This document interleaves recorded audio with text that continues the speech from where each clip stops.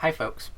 So I thought I would make my video response today on the claim that's made in the Symbols and Religion paper that basically the fact that we evolved symbolic communication, or the fact that we evolved these mental preferences, these mental instincts that make it easier for us to pick up symbolism, pick up language, makes us instinctively dualists, right? That we have this intuitive sense that dualism is the way the world works. Of course, we're not necessarily reading Descartes and being like, oh yes, I think he's right, but that all the world over, we get this sense, or cultures have this thing where there's the real world, the physical world, and then there's the spirit world, or the world of essences, or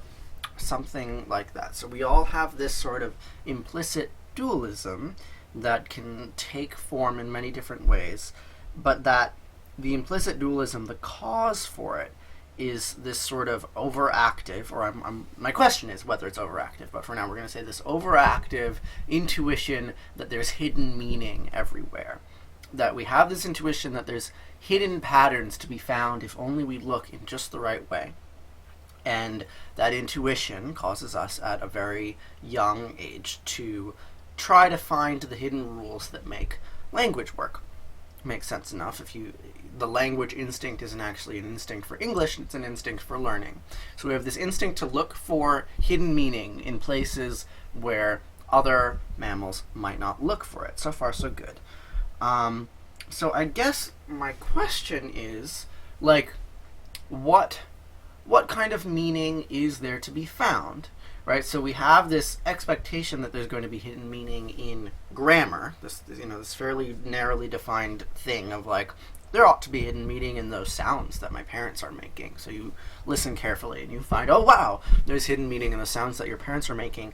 But then that sort of translates into this expectation that there should be hidden meaning everywhere in the world, right? And I guess what's puzzling to me is that it seems like there is. We looked for hidden patterns in the stars, and then we found them. We found that there's this gravitational force that connects the motions of the planets with the motions of the basketball. And so it seems like there are indeed hidden patterns. If we expect to find them, we will find them. But then we have this problem, which is that although we've been able to find hidden patterns in some regards, there's all of this pattern and rules into the way the universe works, we have this expectation that there should be a hidden pattern about value, or about the purpose of our lives, or I don't even really know this teleological stuff, right? We found all of these patterns about G, M1, M2 over R squared kind of patterns, but we have this very deep expectation that there should be a deep hidden pattern for why I am in this spot in this particular time. And there are patterns. We can talk about evolution, but none of these things are satisfying. So I guess my wonder is why is it, if we're so good at finding these hidden patterns everywhere, are we still beset by nihilism in the modern world?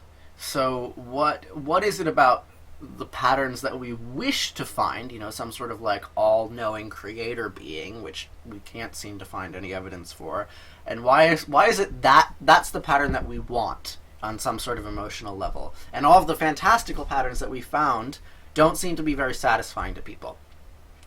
That's my question. Maybe I've gone a little bit too far afield, but I think we'll see if anyone has anything interesting to say about it. Alright, I'll see you all tomorrow.